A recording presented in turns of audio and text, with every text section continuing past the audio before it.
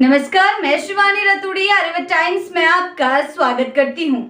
तब बिहार में नई सरकार गठन को लेकर तस्वीर अब काफी हद तक साफ होती दिख रही है। सूत्रों के मुताबिक एनडीए गठबंधन ने मंत्रिमंडल का फॉर्मूला लगभग तय कर लिया है। इसमें मुख्यमंत्री के तौर पर नीतीश कुमार की ही ताजपोशी होगी, जबकि बीजेपी को 2 डिप्टी सीएम दिए जाने की चर्चा तेज है। सूत्रों के मुताबिक इस बार कुल 31 मंत्री शपथ ले सकते हैं। जेडीयू और बीजेपी को बराबर 13 पद दिए जा रहे हैं। चिराग पासवान की एलजेपीआर को 3, जीतन राम मांझी की हम को 1 और उपेंद्र कुशवाहा की आरएलएम को 1 मंत्री पद मिलने की संभावना है। हालांकि बिहार में कुल 36 मंत्री बनाए जा सकते हैं, लेकिन इस बार 5 पद जानबूझकर खाली छोड़े जा रहे हैं, जिन्हें आने वाले समय में राजनीतिक जरूरतों के हिसाब से भरा जाएगा। आपको बता दें, बीजेपी के बेहतरीन प्रदर्शन के बाद पार्टी को 2 उप मुख्यमंत्री पद दिए जाने पर सहमति बन रही है। इसका मकसद संगठन और सरकार दोनों में संतुलन बनाना है।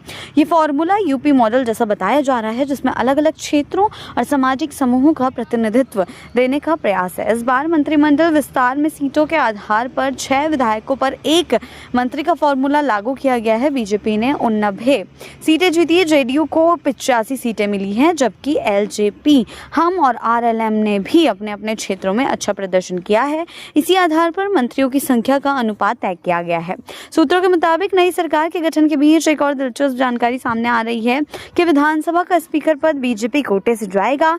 ये फैसला गठबंधन के भीतर बीजेपी की बड़ी भूमिका और उसकी संख्या को देखते हुए लिया जा रहा है। इससे विधानसभा संचालन पर पार्टी की पकड़ भी मजबूत होगी। आज 17 नवंबर सुबह 11 बजे पटना में बीजेपी विधायक दल की महत्वपूर्ण बैठक है। इस बैठक में संभावित मंत्रियों की सूची पर अंतिम मोहर लगेगी और 2 उप मुख्यमंत्री पदों के नाम भी तय हो सकते हैं। माना जा रहा है कि केंद्रीय गृह मंत्री अमित शाह भी इस बैठक में मौजूद रहेंगे। बिहार विधानसभा चुनाव में एनडीए को प्रचंड बहुमत मिला है। बीजेपी ने 89 सीटों के साथ दमदार प्रदर्शन किया, जबकि जेडीयू भी 85 सीटों के साथ मजबूत होकर लौटी है। छोटे सहयोगी दलों एलजेपीआर की 19 सीटें, हम की 5 सीटें और आरएलएम की 4 सीटों ने गठबंधन को और मजबूती दी है। जी हाँ, सभी ने मिलकर जो 200 का आंकड़ा पार किया है, इसने ये साबित कर दिया कि लगातार एनडीए जो है अच्छे से अच्छा प्रदर्शन करता जा रहा है।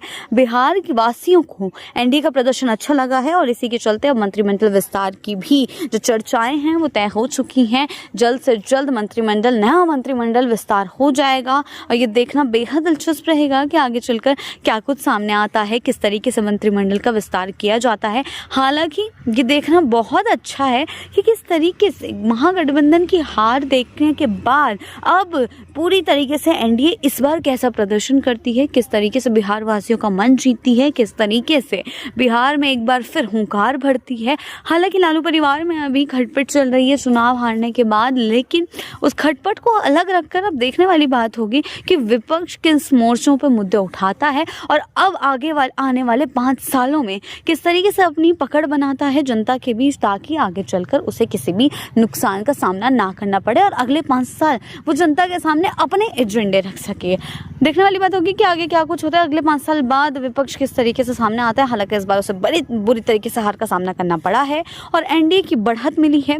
ऐसी ही अपडेट्स के लिए जुड़े रहें आर्यव्रत टाइम्स के साथ ही चैनल को सब्सक्राइब करना ना भूलें और हमारी फेसबुक और वेबसाइट के साथ भी जरूर जुड़ें।